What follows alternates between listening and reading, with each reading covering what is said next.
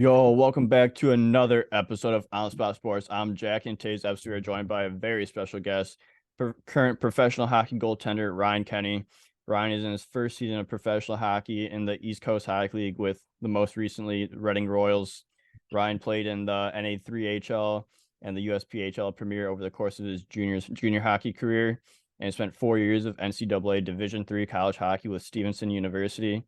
And so I'm really excited to get you on, Ryan, because I've heard nothing but good things about your story and how incredible it has been so far for you. You've had Team USA experience as well. So I'm excited to dive into all of this. So welcome to the show, Ryan Kenny. Thanks so much for having me. I'm really excited. Yeah, no problems. I'm excited to get you on too. Like ever since my friend Sam, who you know from your time in Reading, was like, you should get Ryan on, and I was like, absolutely. I've heard nothing but good things about you. But to start things off, like, who is Ryan Kenny? Like, where are you from? When did you start? When did you get into goaltending? And like, what's your youth hockey career story? Um, yeah, I'm someone that works really hard. I take a lot of pride in that. From a young age, I was told be the first person on the ice and be the last one off. And my story is kind of crazy. Grew up, I was born and raised in South Florida, and played from when I was about 4 to 12 years old. I played for the South Florida Golden Wolves, which is a AA organization in Pembroke Pines. Um, then my family packed up and moved to Madison, Wisconsin, and I played for the Madison Capitals U13 team for a season, and then was fortunate enough to make Team Wisconsin and play for them for 3 years and play for James Madison Memorial in high school. Um, then I played for the New Ulm Seal, played there for a year. I loved the team. I just needed something different in order to get looks for school and get me to the next level. And then I decided to play for Islanders Hockey Club under a coach that I really trusted, Tim Kirikosis, and um, he was awesome. He's so great, and I'm so thankful for him because he's the one that helped me get Stevenson. Yeah, and like that one thing that your elite prospect says is you're from Toronto. Obviously, that's not the case, No, but that I am not sure why it says that. yeah, but you grew up in Southwest Florida, like you said. It's like what, like obviously, like at the time, I'm sure there's like obviously now it's like hockey hotbed down there, but like I'm sure when you're growing up, it really wasn't. So like, what was growing up in Southwest Florida like, and just being able to go up the ranks from like a place in Florida where you don't really see hockey at the time. Yeah, I was I was really lucky because my dad, he was like one of, I don't even know what his job description was. I guess you can say it's a director. Yeah. Um, but my brother and I every day after school, like he would pick us up and we would go right to the rink and just go do some open hockey and just bomb around out there for a couple hours every day. And we would practice probably 3 times a week, and then we would have games. And then, yeah, having my dad was awesome. It was great having him there. He was so big in Florida. Everyone knew who he was, and if it wasn't for him, I wouldn't be playing this great game. Yeah. So like what made you like really start to like get start being in love with the game and like eventually like turn into a goaltender, or were you a goaltender your entire career? No, I was a forward to start off. I've really loved hockey my entire life. My dad played professionally as well, and I would always be playing mini sticks whenever he would be on TV, and I would just watch and kind of just mimic what he's doing. He didn't want me to be a goalie because he wanted me to score goals, but Yeah. I got to watch a college hockey tournament in Estero, Florida, where the Everblades play. And from there, like I really liked seeing like their pregame routine. And after that, I just begged my parents to go check out goalie gear in the pro shop that they had after, and after that, um, they got me gear for Christmas because it was around Christmas time. But my dad ordered everything too big, and then that day he took me to the roller rink and started like firing shots on me to try to get me to hate it. But I don't know. I loved having an all rubber diet. Oh yeah, I love that, and like especially like I found like when I was younger as well, like I'd just be looking at the goalies and just looking at like their pregame routine, like just staring at the goalie like in the net when they're just taking shots from like the half moon or just 2 or 3-on-2s, like coming into the zone, stuff like that. So it's just I don't know why it drives us to that position, but hey, we love it, and like it's the best position in all of sports. Yeah, it is absolutely. It's kind of like being a quarterback in football. There's It's just very something lonely. about it. Yeah, it's really lonely, but you're either the hero or everyone hates you. Yeah, but you we love that pressure, and we love when we're the hero, and we love when everyone just hates us sometimes. It Yeah, definitely takes a toll, but like it's at the end of the day, like we love it. yeah, absolutely. Yeah, but like throughout growing throughout youth hockey, like what were some of your favorite memories from growing up playing the game? Um, when I was still playing in Florida, my team traveled to Lake Placid, and that was a really fun time for me because I really liked the movie Miracle, Yeah.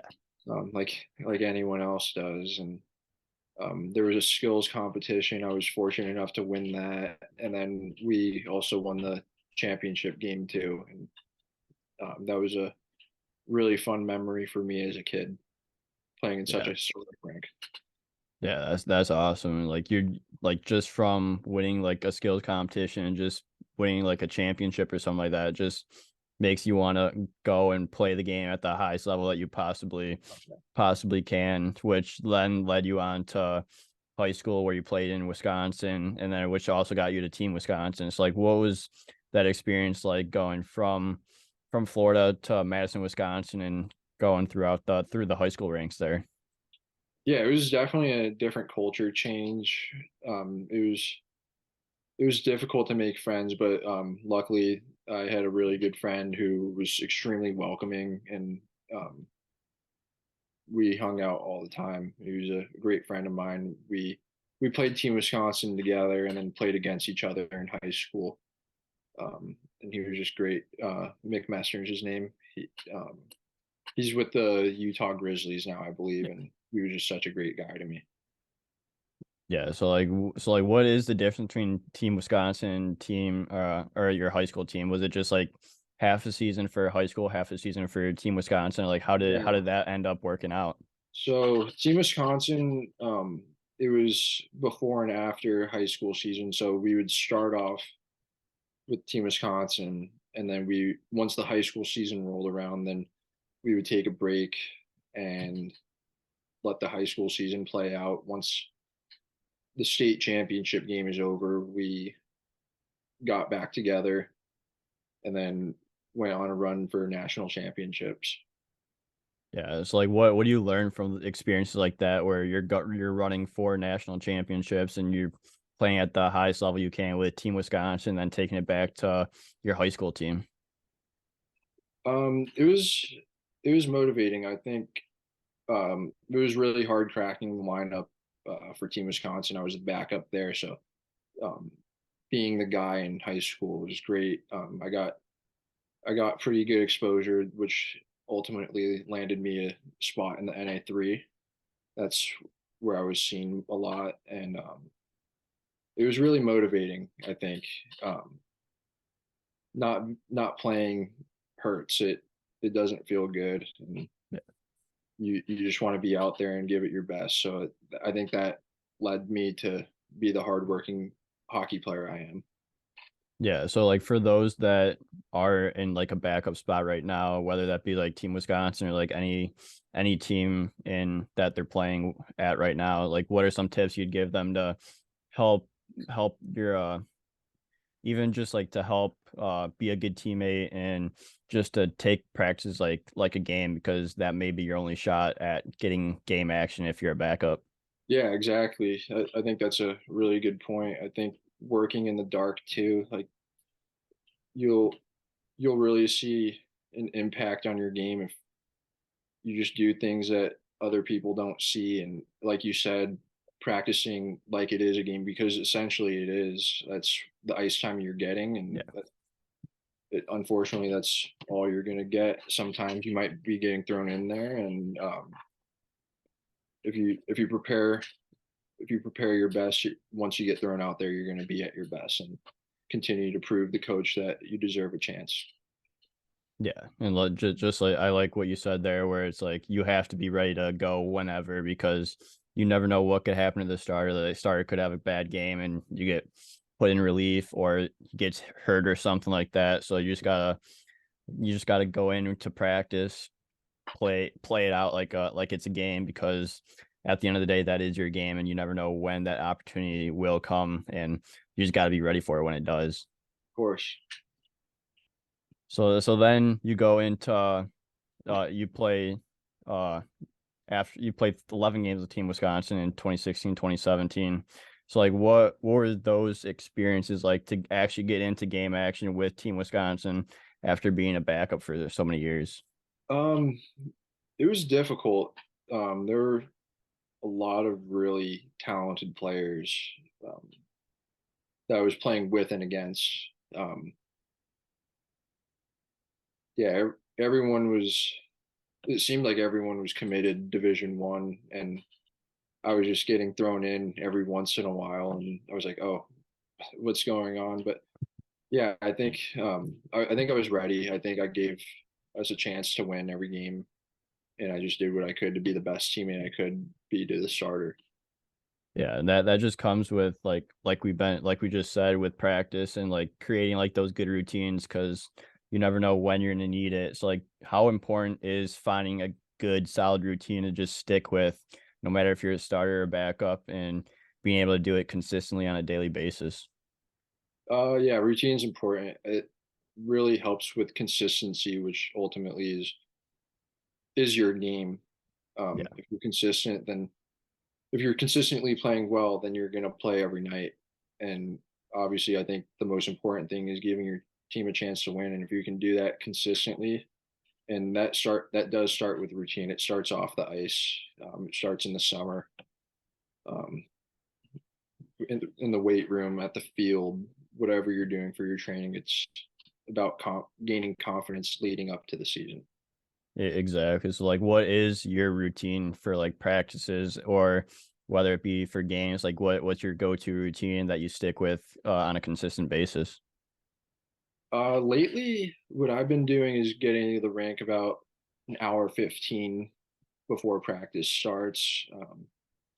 Get some good mobility in, probably about 10-15 minutes. If I'm still feeling a little bit tight, then I'll go ride the bike, maybe do a dynamic stretch as well if there's no bike. Um, get the tennis balls going, get the hand eye going, and then I have been focusing on my hand positioning because that's been something I really wanted to work on. Having like calm hands, not having them too close to my body and having them out. So I just like visualize a little bit, and then I go out on the ice and work on edges for a little bit, and then I'm ready to go. Yeah, and like just work on skating, like especially like during practices, like the first 10, 15 minutes, whatever it is before like the practice actually starts, like it really helps get your edges dialed and like every day you work on it, you're getting better at it. And as you know, especially as you go up the levels to SP, Coast, A, even the NHL, like guys are still working on edges constantly, and it's an important factor into what makes you a successful goaltender. Yeah, absolutely, for sure. So like what are some of like edge work drills that you end up doing when you do get on the ice? Um, Normally to start, I'm like in the middle of the ice, like kind of across from the bench. Yeah. So I'm pretending that I'm on the left post. I push out to the middle, go back to my right post, push out back. and then I do like a box drill, and then if there's still no one on the ice, like if I'm on early, then I'll do like C cuts, and then C cuts with one leg, and then jumping on the other side. So I'm working on balance and strength, and like really getting a solid push in there. And then I've been working on when I'm sliding cross ice, bringing my back leg in so that you just get over faster and smoother. Yeah, it's amazing. Like once you work on like the simple stuff, it's amazing how like simple the game gets and how you're able to like maybe you have to get yourself out of a difficult situation and your skating if you've been working on it will get you out of that situation where you're going to be able to make a save that you probably wouldn't be able to have if you weren't really a good skater. Yeah, absolutely. If you take care of the little things, it'll really help with the big picture in the end. The little Yeah. habits matter, especially in the professional game. Yeah, absolutely. But after your high school days, you went into the NA3 HL with New Ulm Steel, where you played 29 games right off the bat. So was was getting right into action, like especially like in your first year as a junior or in juniors, some guys don't even see the ice. Yeah, that was crazy. My first, so it was the day before my what was supposed to be my junior debut.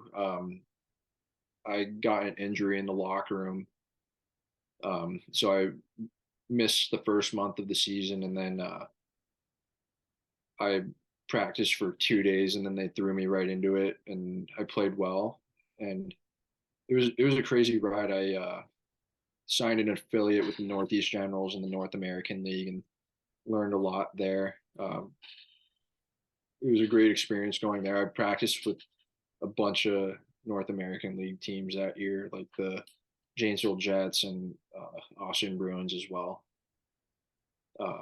We had a great team. I thought we really had a lot of good guys, good players who made it to the next level.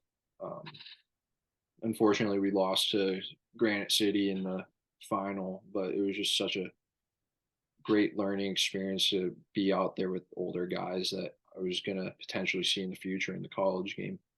Yeah, so you go up a few levels like throughout your time in juniors, whether it be working like with your NA3 team or getting or seeing some action with NAHL teams. Like what do you learn from those experiences, especially when you're facing guys that are older and guys that you could face in college, especially since they are at the tier two level of junior hockey.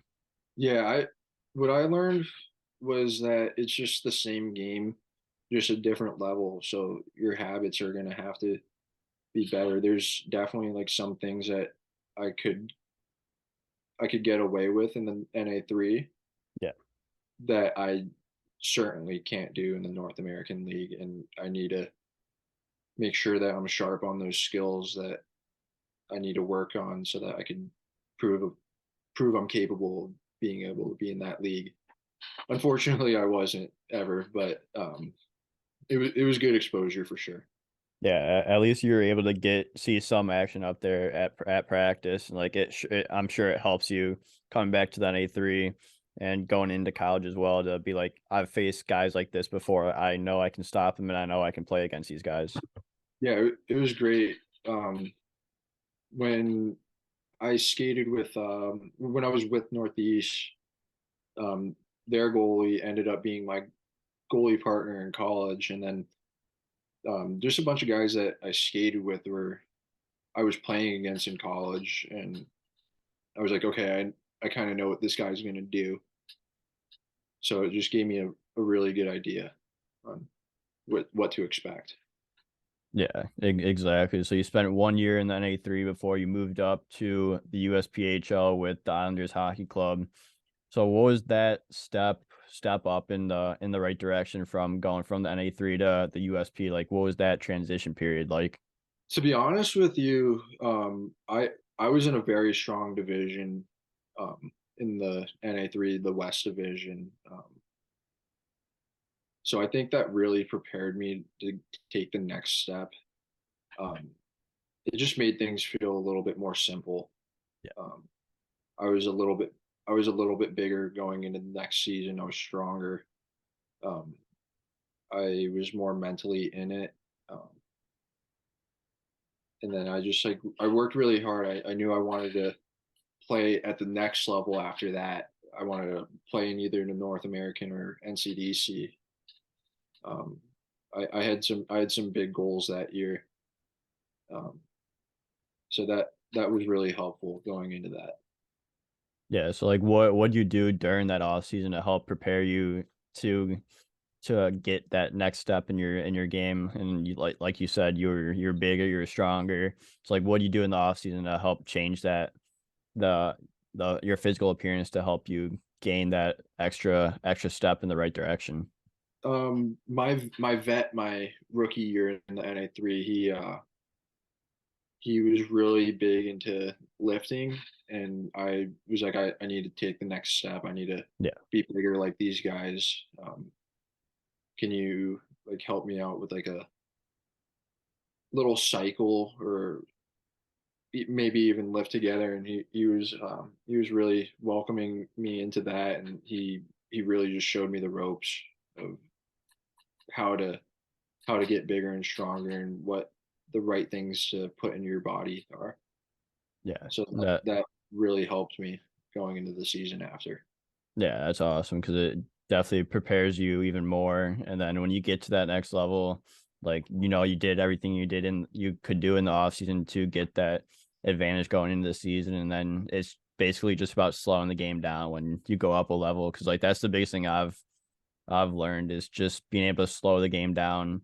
Like you can play at the level, but you just got to slow everything down and like make it more simple and not overcomplicate just going up another level. Yeah, no, absolutely. I agree with that 100%.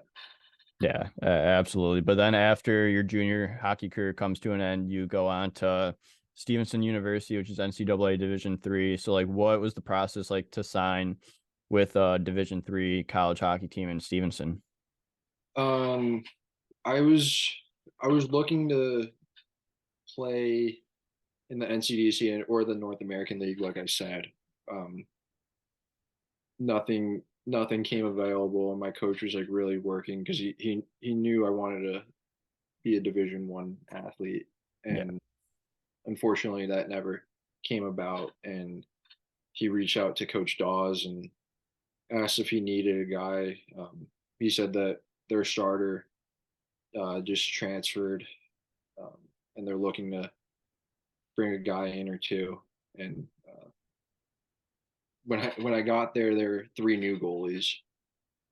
So I think that's a crazy story on its own. Um, I was expected to be the fourth guy there, and yeah, then there were unfortunate events, but like it was a good thing for me, and I took advantage of that opportunity and started to make a name for myself there. But I think it was really wild that um, I am where I am now, coming from where I was, being the fourth guy to go there. yeah. And like it's at the end of the day, like it's all about taking that like those opportunities that you do have. Like, sure, like you may have started out as a fourth string guy, but you had an opportunity to prove yourself to gain the next step to the third string, second string, and then starter again. So like what was that process like going from the fourth string to actually getting games into college hockey? Yeah, like I said, there were some unfortunate events. Our senior goalie, I believe he tore his meniscus. He had a quick recovery, so I think it was meniscus. Um, and then the other freshman goalie, he wasn't able to play that season. I don't know if it's my story to share Yeah, or not.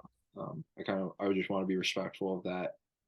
And then it was down to me and the Geneseo goalie that transferred from Geneseo to Stevenson, and it was a battle. We we lost to Wilkes University, and then coach said, Coach Dawes said, you're going to go Sunday against Morrisville," and I was like, "Let's go, I got this." there we go. Um, we won the game 3-1. It was definitely a different transition, but I was very confident. I felt very good in practice. I wanted to be tested, um, and then it was just a different game. And then we luckily we got the win, and he threw me in the next game against Manhattanville, and I got my first shutout. And then from there, he just kept rolling me. Yeah, that's a crazy story. Like you go from fourth string to starting a game and then getting your first win, getting a shutout the next game. So it's like just crazy how that all happens. And like like we talked about earlier, you just got to be ready whenever that opportunity comes, and you just gotta be able to do whatever you can to give your team a chance to win. Absolutely, it's all about taking advantage of the opportunities you get and just running with it.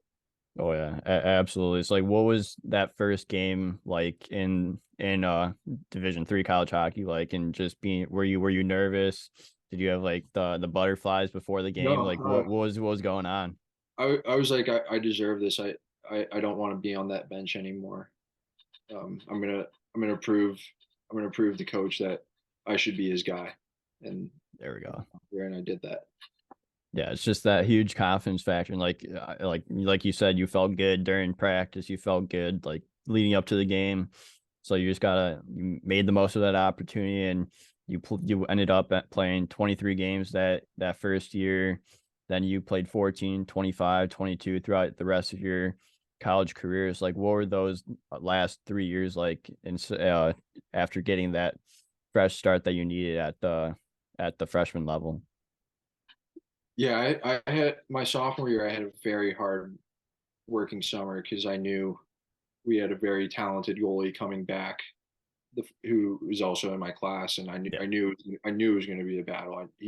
Coach told me in our exit meeting my freshman year, he's like, he's coming back, and it's going to be a dogfight between you two. But you did what you did your freshman year, so that's definitely going to help you a little bit. So I obviously the world shut down and the gyms were closed, um, but I still found a way. I was like, I want this. So I was out every day lifting. Luckily, I have weights in my backyard, so I was doing that. And then I just tried getting creative with things. I went to the field, but found a lacrosse net, um, threw my upper gear on, and then like my knee pads, not my actual pads. yeah, Um, and I'd have my brother shoot on me, and I'm just seeing pucks. I'm just really working on my tracking, my rebound control, and that's helped me to where my game is today. Honestly, doing that stuff. Um, so I think COVID was. I know it was very unfortunate for a yeah. lot of people in the world, but I think I definitely took advantage of that and made the most of opportunity.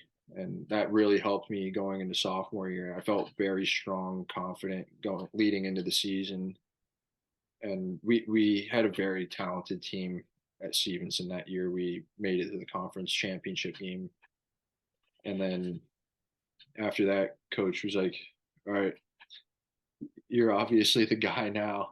Um, and then I really had a sour taste in my mouth after losing the conference championship, um, to end the season, and I just wanted to work hard. I didn't want to have that losing feeling anymore. So I continued working hard.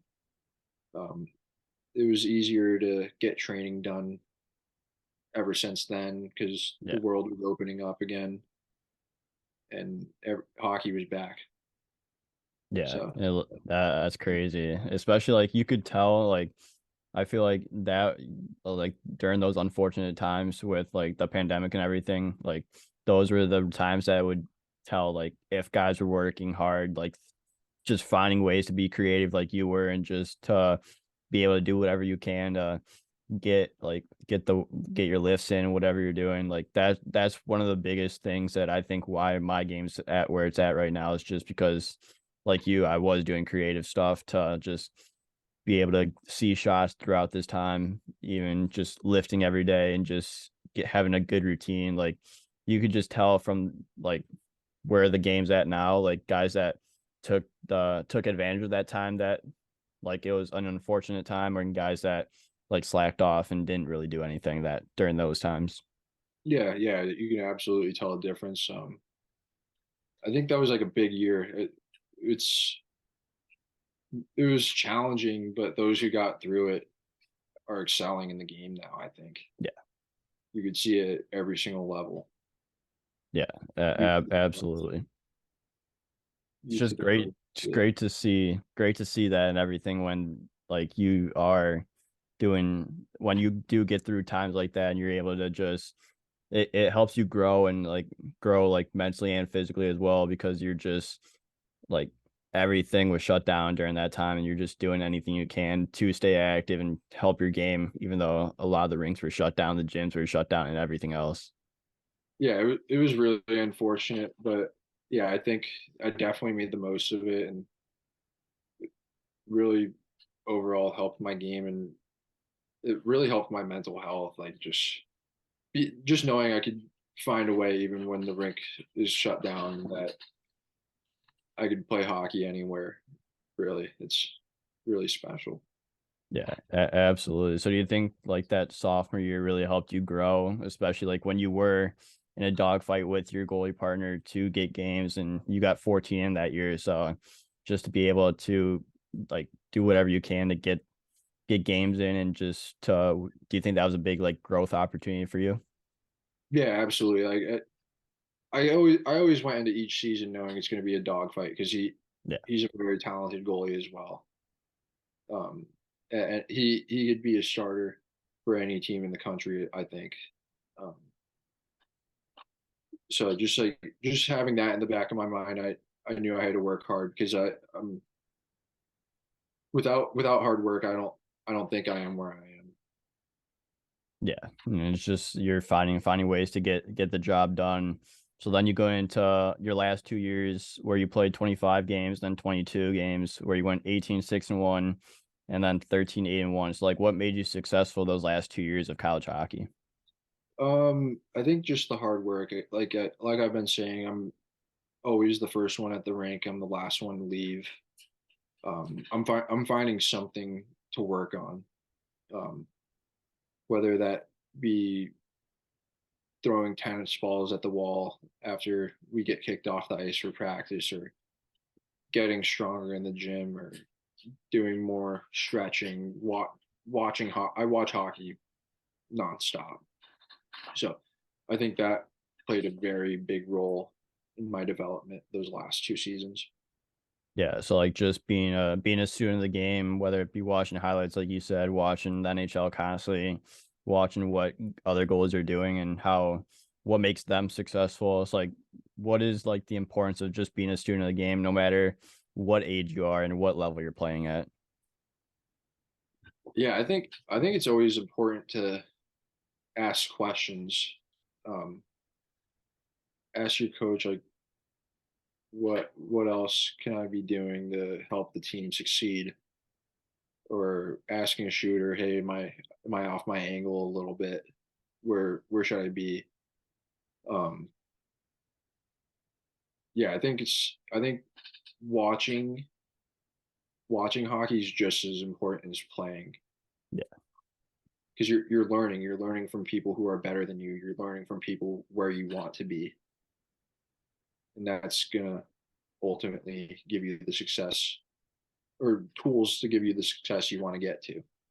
Yeah, absolutely. Like it's just active feedback from your peers that you're playing with, like your teammates, your coaching staff, even just watching guys like in the NHL, like how they read the plays, because it is such a big game of just reading the plays and being able to read the blade of someone's stick, reading like someone's body language, especially as you go up the levels. Like you need to be successful at all that to be successful in your game and in your league.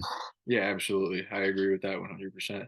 Yeah, so your senior year, were you getting or your senior year was this year, this past year, 2022, 23. So like when you were like towards the end of the season, did you get any like input from pro teams that they're looking at you, or like how did that go? Yeah, we lost to Nazareth, and then I was just thinking, like, what's next? I was talking to my coach a little bit on the bus ride home, and he pulled me aside and told me that a couple Southern League teams were taking a look at me and they wanted to talk to me, and I was like, okay. And he's like, I would wait a little bit though to make a decision, just in case the East Coast League comes up. And I was like, okay, I'll wait. And I waited about 3 days, and I was about an hour away from reaching out with the SP team about signing.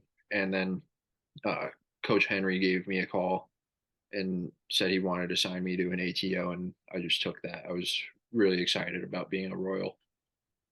Yeah, so like what so like you sign an ATO with the Reading Royals, which is an amateur tryout contract. So like what was going through your head when you first got that call that Reading wants to sign you?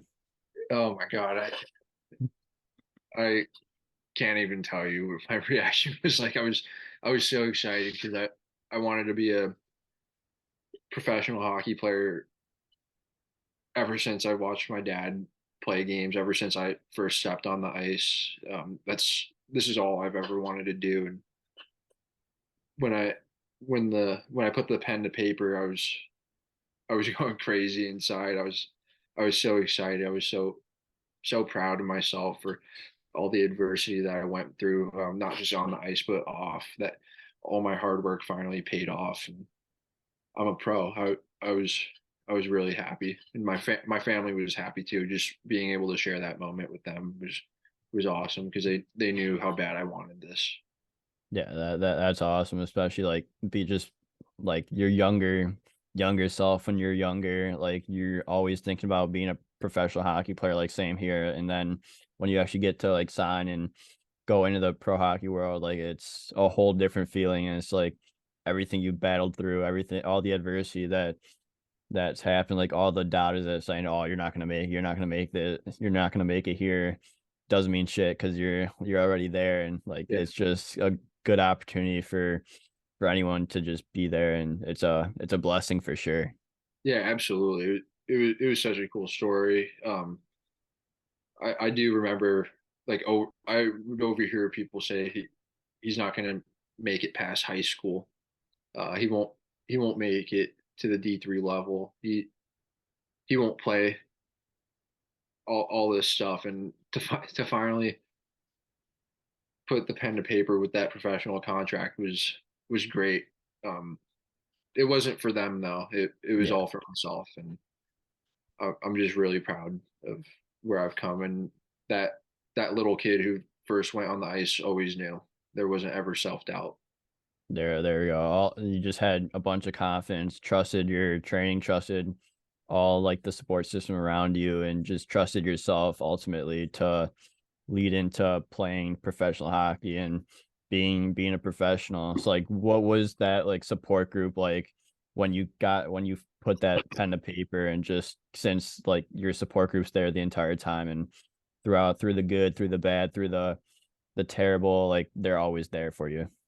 Yeah, it was so great. Like I I got off the phone with Coach Henry, and then I called the first person I called was my college coach, um, just to be like, is this is the right thing, right? And he's like he gave me the green light, and then I was like I called Coach Henry back, and then I was like I'm in, and then he's like great, be here before practice tomorrow. And um, after that, I called my mom, and that was I'll never forget that. She was so proud of me, and our family went through a lot.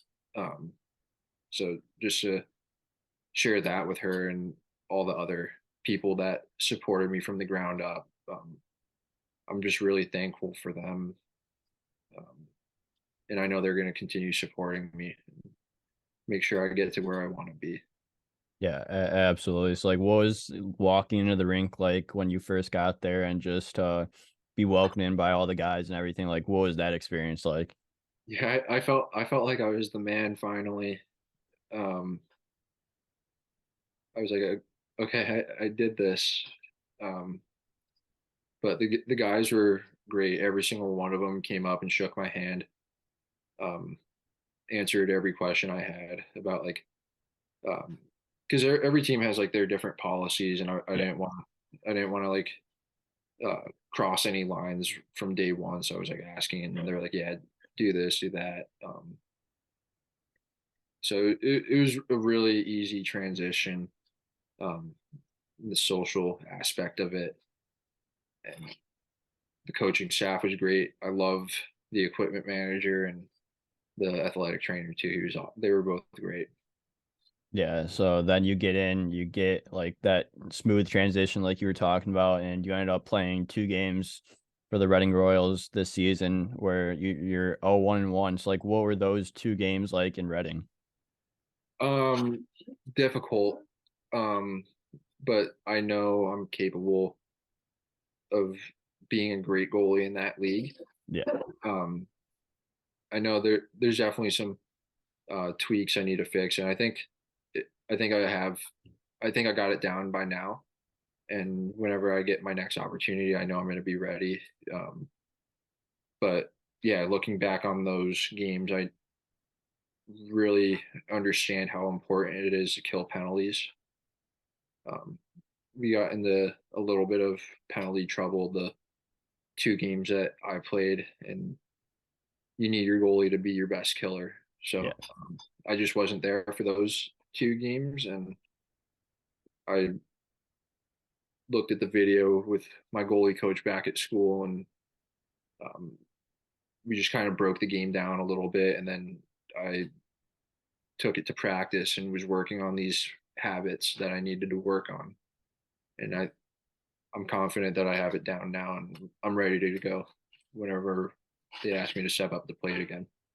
Yeah, absolutely. That's awesome that like you got that experience, you're able to learn from it and you put it into action with practice and like you're confident that you fix those things you needed to fix and that you're ready for that next opportunity. Cause like once you get that opportunity, like I think you're gonna roll with it and you're gonna be a star in that league.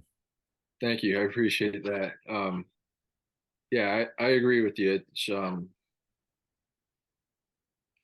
For most people, it's tough to have something like that on your resume, Yeah. especially very early because in the pro world, it's ruthless out there. Yeah. After one bad game, they could say see you later. But if they see potential in you, they want to keep helping you develop. And I'm so lucky that Reading was able to give me that opportunity and just keep learning, especially from who's going to go down as the greatest goalie in the East Coast Hockey League, and Pat Nagel. Yeah. Yeah. It's great to have guys that are legendary like that and like pretty sure he has the most wins in the league history or something like that now. Yeah, He's he's pretty close. He's second yeah. right now, but he's going to be there next year. Yeah, he's a friend of the show too. He's a great guy, so it must be like unreal just learning from him and just seeing what he does every day and just being able to see him at practice and how he approaches every single thing that he does in practices or games. Yeah, it was great learning from him. His personality is exactly the way he plays. He's just Yeah. such a calm guy. Really nice. He was so welcoming, and then he just gave me any pointers that he had for me, and it was really helpful in my development as well. Yeah, that's awesome. So like what was that first game like for you? Like just like the being just before the game, like being on the ice during warm-ups, did you get like a rookie lap or like what was No, that first game like? no rookie lap, but I just took it like a normal game.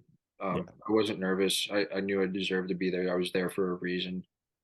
Um, if I didn't deserve to be there, then they wouldn't have asked me yeah, to even sign in the first place. But yeah, I went into it just like I would starting hockey when I first started playing. Um, I got to the rink an hour before I was supposed to be there. Um, Doing my routine. I went out there. I felt confident, and it was an unfortunate outcome. But you know what? You always learn from your setbacks, and you come back stronger. Yeah, absolutely. And throughout that time you were at Reading, I believe you signed that ATO, then you got released, and then you got re-signed like a week later, right, or something like So that. I signed an ATO. Um, it was like a 5 6 day I don't remember what it was. Yeah, So that expired, and then immediately they signed me to do an SPC. Brought me on the road trip to Newfoundland through Wheeling. Then I was released for a couple. I was only released for like a couple days, and then I re-signed SPC again, and then that's it's where just we left off. crazy how that like works, and like just getting released from your or your ATO expires, get signed to an SPC, get released, signed back to an SPC, but even like during like all those, like it's worth every second and worth every minute of just being there and just calling yourself a professional goaltender. Yeah, absolutely. And at the end of the day, like this, I already had a complete season, and when I was in the process of signing with the pro team, I'm very good friends with Nico Blatchman from the Norfolk Admirals.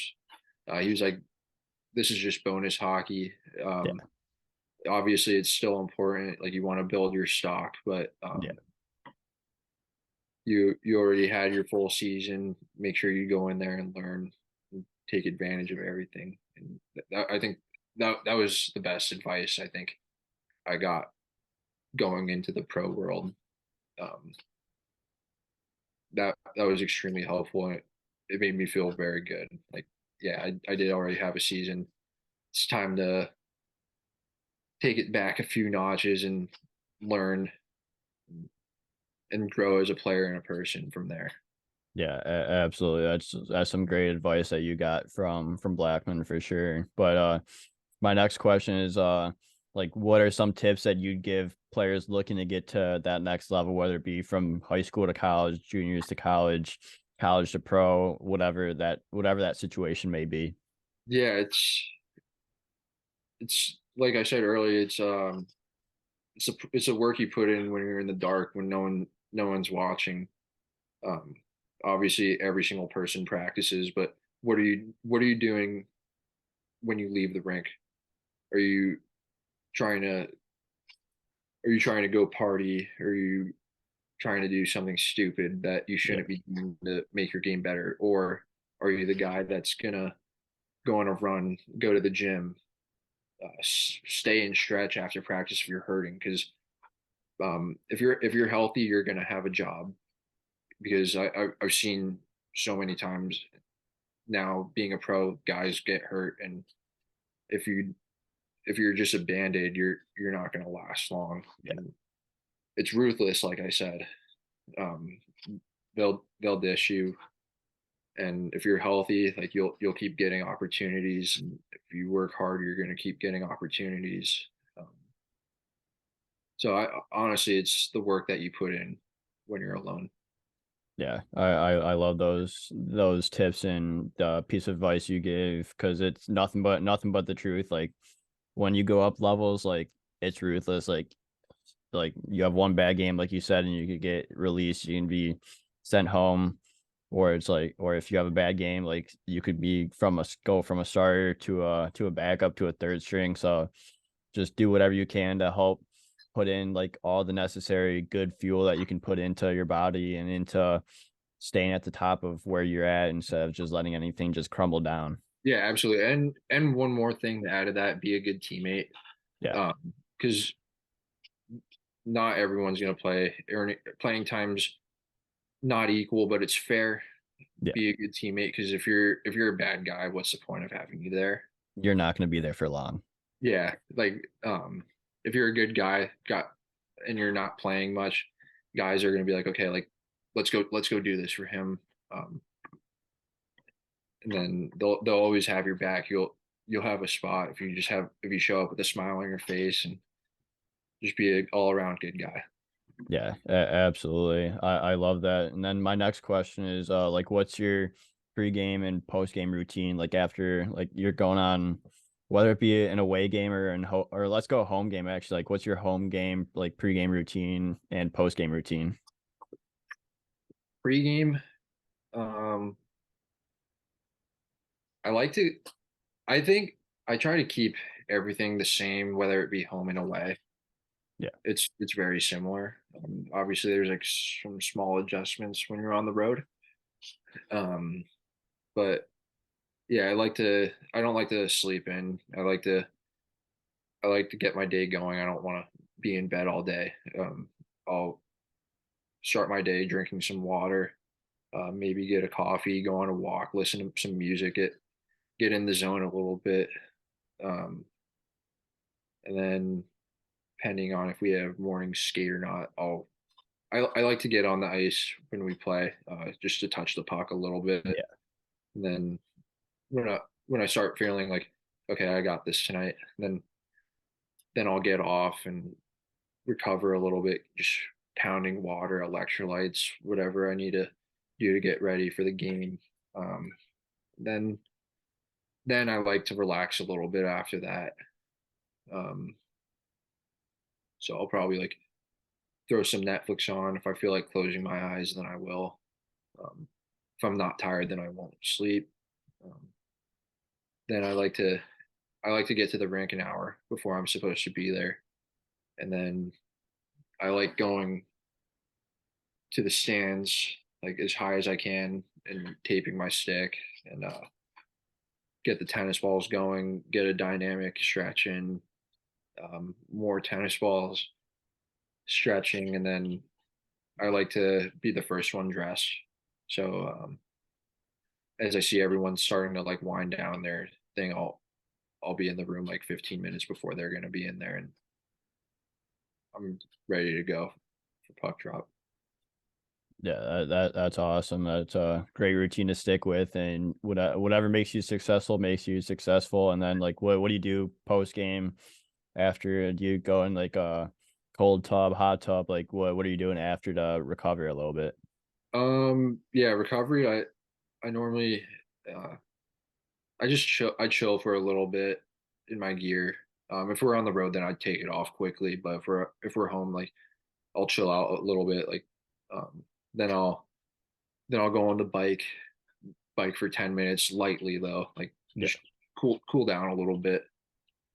Um, then get another good stretch in. Like I said, like recovery's very important because staying healthy is important yeah, to stay in the league. And then just getting your body ready for the next day. yeah. That's kind of my post game. Yeah, it's great. Get a good That's a workout. great routine to just keep yourself like in a cool down phase where you're not overdoing anything and you're just letting yourself relax and do anything you can especially if you have if you have a game the next night, you got to be ready to go and Yeah, recovered. for sure. Absolutely. You gotta always be ready. Absolutely. But I put up on Instagram about a Q&A for questions for you, and I got a few here. So we'll end the episodes with these. So the first one is, who is your favorite goalie partner of all time? Oh, geez, that's a tough one. Am I supposed to only pick one?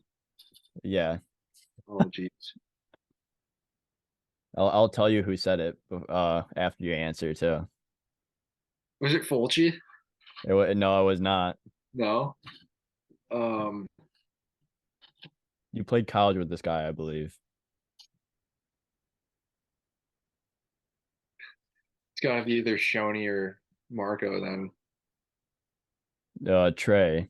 Oh, Oh, Trey Peterson. yeah, Trey Peterson.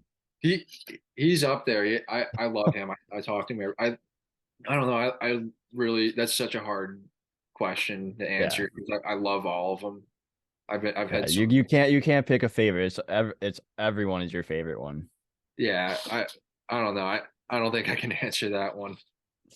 Yeah, but the next one is Mark Toast your favorite roommate ever? Yes, he is.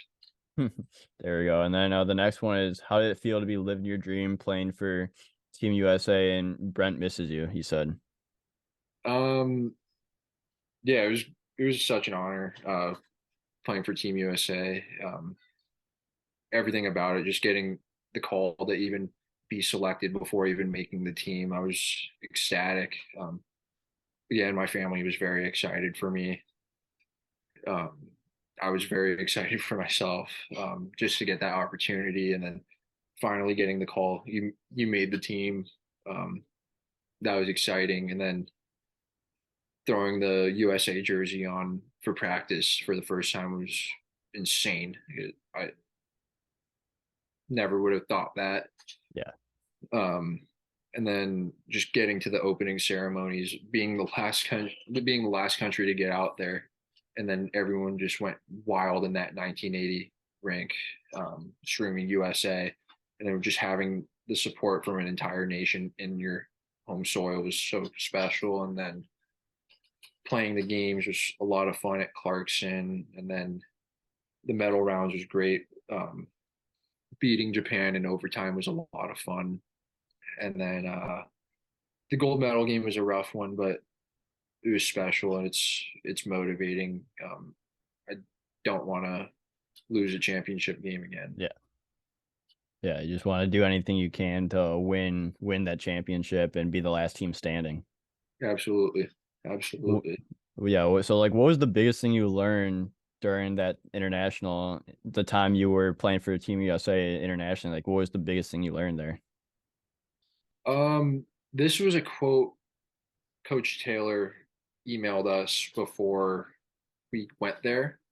Was to respect all, fear none, which means you're gonna be facing low end teams, but you gotta play them like you respect them. You gotta play Yeah. them hard, or else you don't want to get embarrassed.